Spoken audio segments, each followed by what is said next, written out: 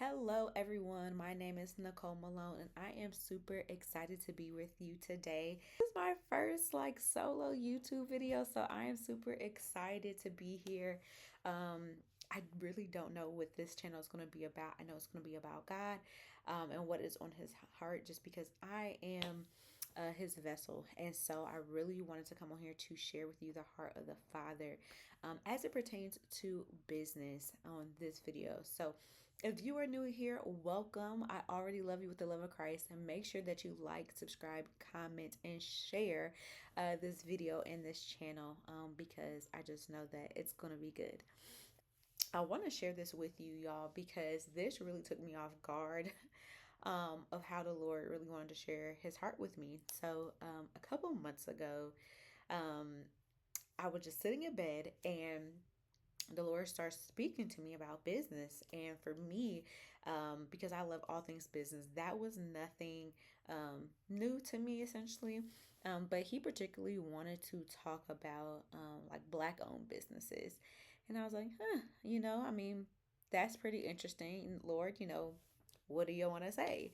And to share His heart with me about the matter. He is grieved by the term of Black owned business, but not just Black owned businesses, essentially.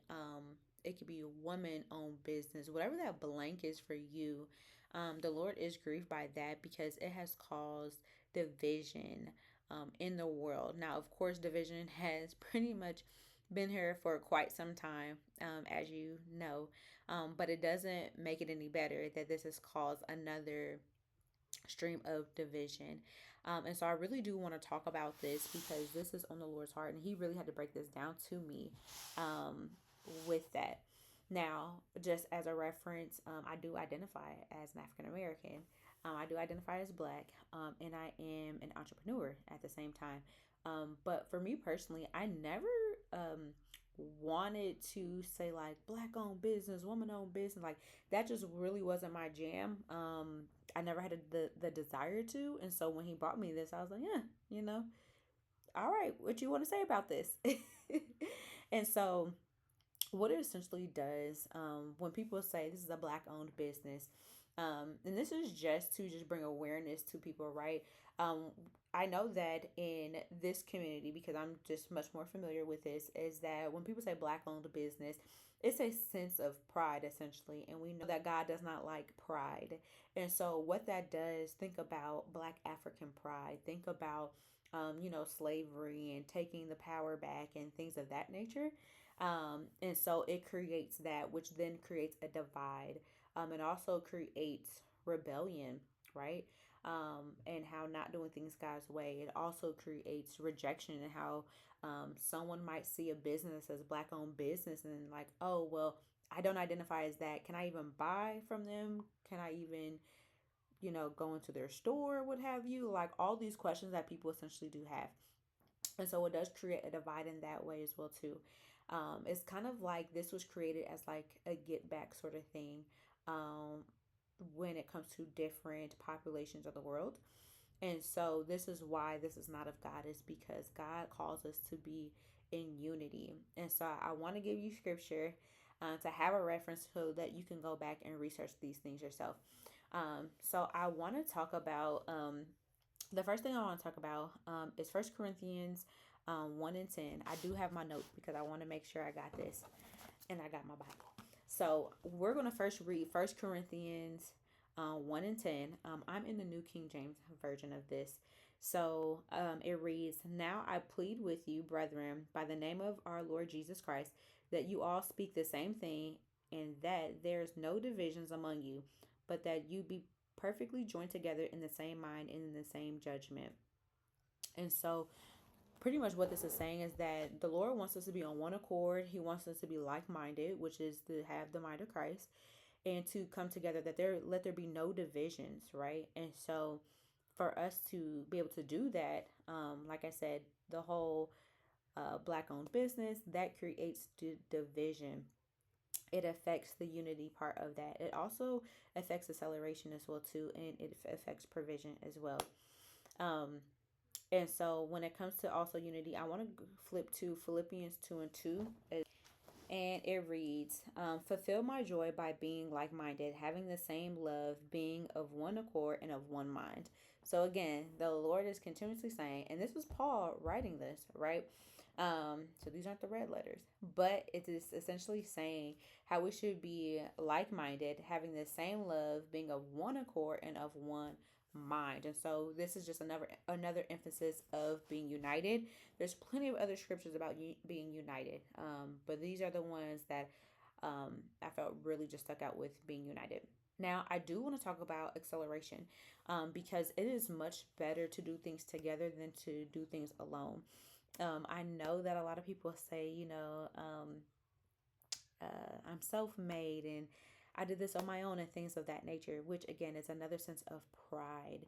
And so we need to debunk this as well too. We need each other in a world with everything that's going on. We are going to need each other, because when we get to heaven or even hell, there is not going to be a section for the blacks, for the Caucasians, for people overseas. Like there's not going to there's we're all going to be in the same thing. Wherever that you go, you are all going to be in the same we're all going to be in the same place. And so it's going to be you're going to be able to move quickly, especially in your business when you have people together. And so this is why we need to be in unity. But I do want to go to Ecclesiastes 4 and 9. Okay.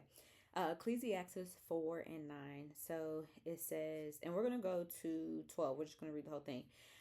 And the title of it is The Value of a Friend. So it says, two are better than one because they have a good reward for their labor. For if they fall, one will lift up his companion, but woe to him who is alone when he falls, for he has no one to help him up. Again, if two lie down together, they will keep warm. But how can one be warm alone? Though one may be overpowered by another, two can withstand him, and a threefold cord is not quickly broken.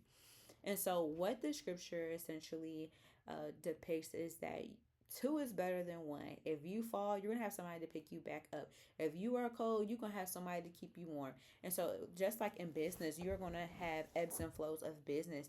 And so, whether that looks like having a community of business owners, or being in partnership with someone else, or maybe you know somebody else that's a resource, and you need them, or you could be a resource to somebody else and you need them. And so that's another thing where why we shouldn't identify our businesses as black owned or blank owned, whatever that owned looks like for you, right? It's because we are to help one another. And so what if my business is supposed to help somebody else, but because I've labeled it or identified it as something else, that someone that does not identify as me, what if for one they don't come to me because they are not comfortable? What if they don't come to me because they just have the perception of, hey, I can't even go to her because I don't identify as the same thing, or maybe she just won't accept me because maybe it looks like we have different views. And so what if for one I am blocking my blessing because they really want to buy from me, but they feel like they don't want to? What if I'm blocking my blessing of provision, um, to be able to receive, monetary gain of that, and possibly a friend or a customer, what have you, or even just a multiplication of customers, right? What if, right? But what if also too, if I needed something from someone else and they identified as blank business other than me, and I'm like, man, I really need something from them, but I don't know if they are going to accept me because I know that they have branded themselves or identified themselves as this. Now, me, quite frankly, that does not necessarily bother me, but whatever's on the Father's heart, I'm back in that. Okay, I'm back in that. And so, with that being said, we just have to be mindful of what we are doing, because it has a perception of blocking the blessings that we are to others and the blessings that people want to be to us as well too. And so, but at the end of the day, we cannot take these things with us. Nothing is coming with us when we meet Jesus. And so that is why those things really just do not matter. I want to make sure for my business alone, for me and my business, hello, we will serve the Lord. And so I don't care if He comes and says, hey, bless that person who is green, yellow, red. I'm going to do it because I'm here to just be a blessing. I'm here to just do the will of the Father. And that was another scripture that the Lord, I know it's in Matthew. I'll have the address in the link below. But it says, "Who are my brothers and sisters? Those who do the will of the Father." And so, for me personally, it does not matter people's backgrounds and things of that nature. Do you do the will of the Father? Then you are my brother and sister in Christ, and I'm here to help you, and I'm here to strengthen you, and I'm here to push you. And I would hope the same that they're going to do for me as well too, if we are called to one another. And so that is the way that you create community. That is the way that you create unity at the same time. And so that is why it's just super important for us to come together and not have these titles. I know this is what the world says, but this is what the Lord says, and this is what is on his heart. I also want to talk about too. My last scripture is Proverbs 27:17. And so Proverbs 27:17 reads, "As iron sharpens iron, so a man sharpens the countenance of his friend." And so again, we need each other. I need people that's on my team, and you don't even have to necessarily work on, on payroll. But are we on the same team? Are we doing our businesses for Christ ultimately as well too? And so I need a friend to sharpen my iron, and I'm gonna sharpen yours back. And so this is why we essentially need each other, and this is why we should not identify ourselves as blank owned businesses. I know that you all are probably going to say, well, Nicole, slavery was in the Bible.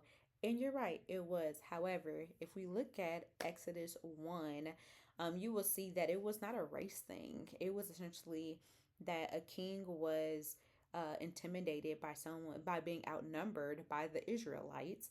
And so that is how, what they used to be oppressed. So let's just go ahead and read the book. Let's start at verse 6. So we are in Exodus 1, verse 6.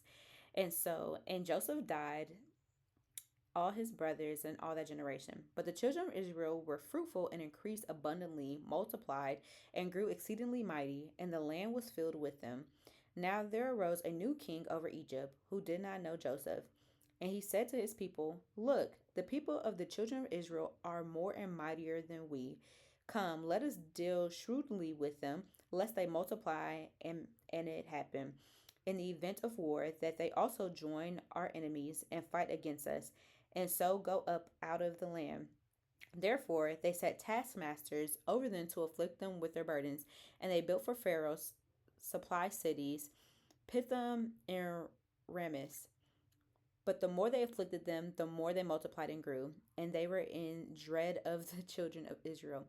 So the Egyptians made the children of Israel serve with rigor, and they made their lives bitter with hard bondage, in mortar and brick, and in all manner of service in the field. All their service in which they made them serve was with rigor. So I stopped at 14. So you see here, it wasn't a it wasn't a race thing when the Pharaoh put the children of Israel in bondage through slavery. It was because Pharaoh was intimidated by the amount of children of Israelites that there were. And so it was a numbers game essentially with that. But go ahead and read it yourself. Like I said in the beginning, I just wanted to share the heart of God with you all. If you have questions, feel free to comment, reach out to me. I would love to have a conversation with you. If this resonated with you, which I hope it did, I pray that the Holy Spirit was my translator on this. Pray about how you may need to restructure your business. It is okay to ask the Lord, like, "Hey, Lord, what are you saying about my business?" It's okay to reset. It doesn't matter if you have been in business for 5 months, 5 years, 50 years. It doesn't matter. But as long as you are doing the will of the Father, that is all that matters. So do not be afraid if He says something and you have to rebrand everything. If you have to discontinue services with clients, whatever that He tells you to do, you do it. I love you all with the love of Christ. Feel free, like I said, to comment, like, share, and subscribe to this channel. I'm super excited for this journey. I'm really just rolling with the Lord. I pray that this video was a blessing to you, and I will see you all next time. Bye.